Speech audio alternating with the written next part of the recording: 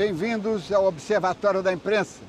Este capacete de uso obrigatório e este cenário naval nos remetem ao tema do programa que comemora os 14 anos do Observatório da Imprensa. O pré-sal, uma área do nosso litoral que começa no Espírito Santo e vai a Santa Catarina, é uma das maiores promessas de prosperidade do país, uma das maiores jazidas de petróleo já encontradas no mundo. O fato do pré-sal estar muito próximo do local onde estão instalados os maiores grupos de comunicação do país não garante que a população local vai ser devidamente informada, porque a grande imprensa precisa de uma pequena imprensa que ela, sim, pode ser a fiscal e a sentinela da sustentabilidade. E uma pequena imprensa local precisa ser reflexo de uma economia ativa, movimentada, sem interesses espúrios, forçando o noticiário para um lado ou para o outro. Para esta edição do 14º aniversário, a equipe do Observatório da Imprensa percorreu ao longo de 3 meses, quase 3.000 quilômetros, visitou 4 cidades, fez 17 entrevistas para mostrar que a sentinela da sustentabilidade do projeto do pré-sal e de outros polos de desenvolvimento futuros será sempre uma grande pequena imprensa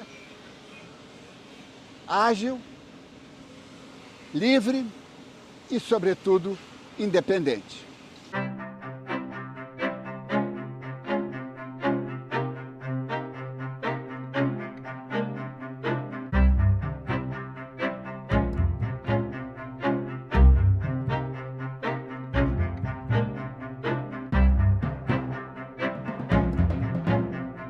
Uma das maiores riquezas do Brasil está no fundo do mar, numa profundidade que supera os 7.000 metros. É a chamada camada do pré-sal, que se estende por uma faixa ao longo de 800 quilômetros entre os estados do Espírito Santo e Santa Catarina.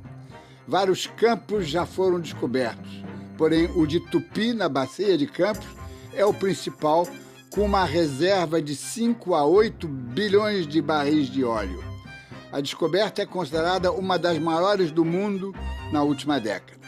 Hoje, o petróleo representa 10% do PIB brasileiro, podendo chegar a 20% em 2020.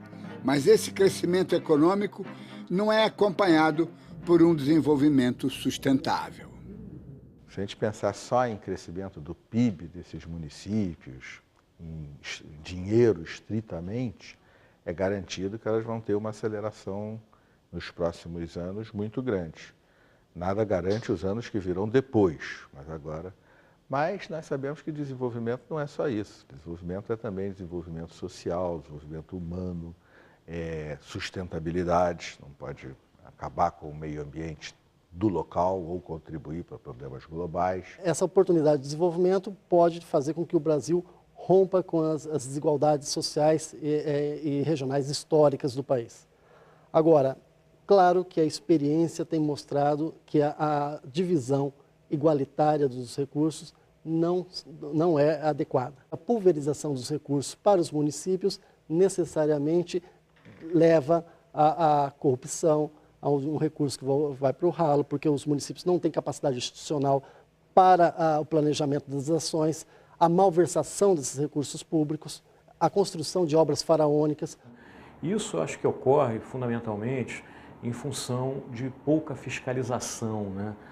Pouca transparência, inclusive, nos gastos desse dinheiro que vem do petróleo, né? Eu acho que a população, a sociedade local, tanto dos municípios quanto dos estados, ela não sabe direito, não tem acesso aos números reais. Esse dinheiro, ele estaria, né, teoricamente comprometido, né, com as gerações futuras, né? Políticas públicas são parte muito importante, a mobilização da sociedade é outra parte importante. É garantido que elas sairão desse processo todo, essas cidades, maiores, mas se sairão mais desenvolvidas, essa é uma história em aberto. As cidades beneficiadas que receberão os recursos do pré-sal têm formação histórica e sociocultural bem diferentes. Vitória do Espírito Santo tem a maior renda per capita entre as capitais brasileiras, com 2 portos que exportam 25% da carga do país. O Espírito Santo é também o grande produtor de petróleo e gás e ostenta o título da 2ª capital brasileira em qualidade de vida. Mas a população convive com um contraste dramático. Atualmente, o Espírito Santo é o 2º estado mais violento do país. Os graves problemas da região não são destaque na mídia local. O principal problema da imprensa regional brasileira é decorrente do fato de que demorou muito tempo para que os locais mais distantes dos grandes centros se transformassem em comunidades, em sociedades capazes de manter um jornal vivo. Portanto, com exceção de alguns poucos títulos nos polos de desenvolvimento do país, até 15, 20 anos atrás era raríssimo você encontrar um jornal de alcance regional, estadual ou de região dentro de um estado que fosse capaz de sobreviver às custas apenas da sua receita de circulação e de publicidade. Se não tivesse a informação local nas nossas televisões, que são afiliadas, todas são afiliadas, eu acho que o povo não sentiria a falta do noticiário local, não. É uma pauta, não digo viciante, mas uma pauta rotineira. Existe um noticiário na televisão local de 10, 15, 20 minutos que é obrigatório, é diário. Às vezes a gente não tem notícia para cobrir aqui. A capital capixaba conta com 3 jornais impressos, 4 na internet e 8 rádios, mas a pauta é limitada. Outra cidade que ganhou força a partir da exportação de cargas foi Santos, no litoral de São Paulo. O município abriga o maior porto da América Latina, responsável por mais de 1/4 da movimentação da balança comercial brasileira. Há 2 anos, foi iniciada a produção do pré-sal na Bacia de Santos. Hoje já são extraídos milhares de barris no polo do pré-sal e daqui a 5 anos a produção diária vai alcançar 1 milhão de barris por dia. Esse pulo, né, da produção 3 vezes maior, quer dizer, vai também gerar 3 vezes maior, ou não sei quantas vezes maior, esse dinheiro para os municípios e estados, né? Isso indica que jamais poderemos deixar todo esse montante na mão de prefeitos, né? Sem qualquer tipo de cobrança. Daí a necessidade de um controle social extremamente rigoroso. Há uma chave para responder essa questão. E essa chave é o conhecimento. É aproveitar esse afluxo de recursos, de investimento, e maximizar as oportunidades de acessar conhecimento daquela população. Isso tem qualidade do ensino público é, obviamente, um dos fatores centrais, mas não se esgota aí. É fazer aquela sociedade valorizar o conhecimento, toda ela, nas escolas, os pais, os fornecedores de serviço, o motorista de táxi, atrair centros produtores de conhecimento. A mídia em Santos está concentrada no tradicional Grupo Tribuna, que conta com um jornal impresso, uma rádio e um canal de televisão afiliado à Rede Globo. Outras emissoras de TV e rádio são minoritárias. Os poucos impressos locais são gratuitos. O jornal ele se viabiliza financeiramente através da publicidade, já que ele é distribuído gratuitamente. Então, a mídia impressa é um negócio muito caro e difícil de se viabilizar financeiramente. Não só a mídia regional, mas até como as mídias nacionais, né? A cidade de Campos, que ganhou importância com a atividade agrícola baseada na indústria açucareira, se modificou na década de 70, quando foi descoberto petróleo na plataforma continental. Hoje, sua bacia é responsável por 80% da produção de gás natural do país. Campos é uma cidade que ultimamente fervilhou nesse aspecto político. Cai prefeito, sai prefeito, vem outro, caça. Então, nós atravessamos um período muito conturbado e até prejudicial à própria comunidade. A principal cidade do norte fluminense sempre teve forte tradição na imprensa. Por lá circulou o Monitor Campista, a terceira publicação mais antiga do país, que durou 175 anos. Segundo os Diários Associados, grupo que controlava o jornal, o fechamento foi causado por questões econômicas. E as razões da morte dele são difíceis de explicar.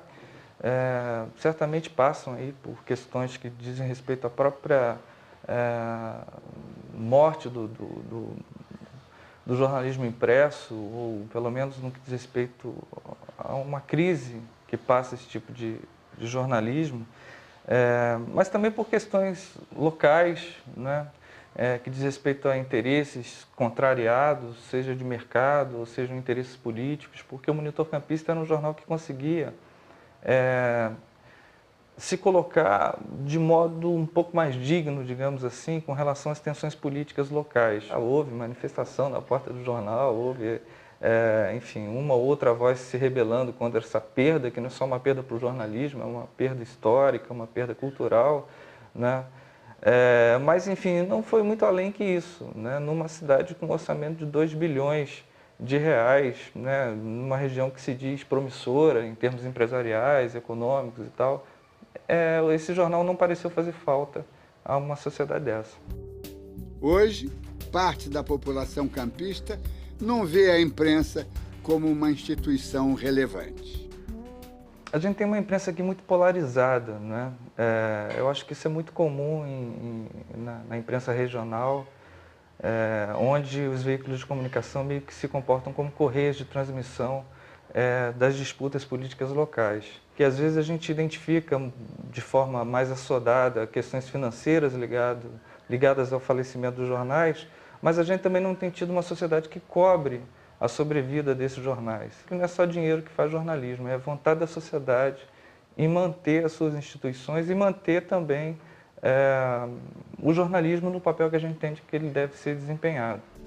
E nesta crise da imprensa em Campos, o comportamento dos próprios jornalistas foi um ingrediente muito importante.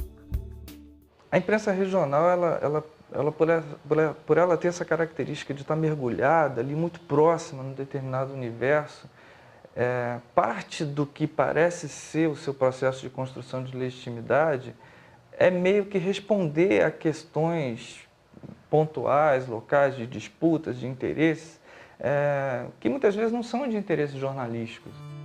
Macaé vive hoje o boom da exploração do petróleo e dos recursos dos royalties.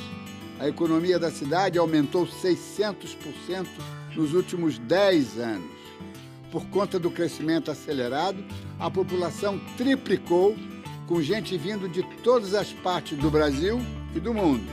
Com isso, 10% da população que vive em Macaé é de estrangeiros. Macaé é uma cidade que em 1970 era uma cidade que era considerada uma aldeia de pescadores praticamente. Unidade de 35 até 40 mil habitantes no máximo. Aí veio Petrobras, a cidade cresceu, mas a cidade não tinha royalties. A cidade não tinha royalties. Depois com a Lei Geral do Royalties, isso foi nos anos 90 somente, Macaé passou a ter um vulto muito grande financeiro. A imprensa em Macaé é pulverizada com 3 diários impressos, blogs, portais e rádios. A mídia reflete a diversidade dos que moram ou apenas trabalham por lá. Enquanto a parcela mais rica da população, formada por profissionais de grandes empresas, prefere os jornais do Rio de Janeiro e de São Paulo, os mais pobres não demonstram interesse pela imprensa escrita. Apesar da economia em alta, a cidade não investiu em desenvolvimento humano. Macaé está com um orçamento de quase 2 bilhões de reais por ano, mas a mentalidade de Macaé ainda está em 1970, antes viu o petróleo. Esse é o problema. E isso que causou todo esse problema social, por isso que hoje a gente vê uma classe política extremamente enriquecida, Por isso que você vê uma imprensa sem credibilidade. A concentração de renda no município propiciou a formação de grandes grupos políticos e empresariais, situação que afetou diretamente a imprensa. Existiam grupos de imprensa na época que também eram jornais pequenos, provincianos, que se tornaram conglomerados. Essa concentração de poder, essa concentração de dinheiro na mão desses políticos fez com que a imprensa se tornasse viciada, porque tudo passou a girar em torno do dinheiro. A imprensa de Macaé hoje é uma imprensa que a gente não pode confiar. Eu falo isso como jornalista, o que me dá uma tristeza muito grande. Ver jornais, rádios, blogs, páginas em redes sociais, pessoas autoproclamadas jornalistas e até jornalistas mesmo, com um certo nome e tradição na região, se venderem, se corromperem e inventarem mentira, pessoalizarem processos políticos, adjetivarem matérias. São Sebastião, no litoral sul de São Paulo, tem a economia sustentada pela Petrobras. Através do terminal da empresa, passam 60% do petróleo destinado às refinarias. O porto de carga da cidade também ajuda a fomentar o crescimento da região. A imprensa, ao contrário, tem dificuldades para se manter. O litoral norte, que fica a pouco mais de 1 hora de São Paulo, é um deserto de ideias e de competências. Eu tive uma repórter em Caraguatatuba, que era pós-graduada pela Universidade de Taubaté e era absolutamente analfabeta. Esse é um exemplo clássico do que a gente tinha lá, né? Então o jornal é um puxa-saquismo deslavado, muito pouco interessado realmente no bem-estar da população local, muito pouco consistente, mal escrito, texto ruim, né? O conteúdo é de má qualidade. Às vezes aparece uma coisa boa, mas é sem querer. Não é uma coisa estudada ou planejada. Às vezes acontece uma coisa boa, às vezes aparece um carinha lá escrevendo direitinho. Tem aquela coisa, os colaboradores locais, né? Então, o advogado ou o dono da mercearia ou não sei o que tal, diz, eu fiz uma poesia para o aniversário da minha... Aí, pô, bota lá a poesia. Olha, Proust impera no litoral, né? Nós somos todos em busca do tempo perdido.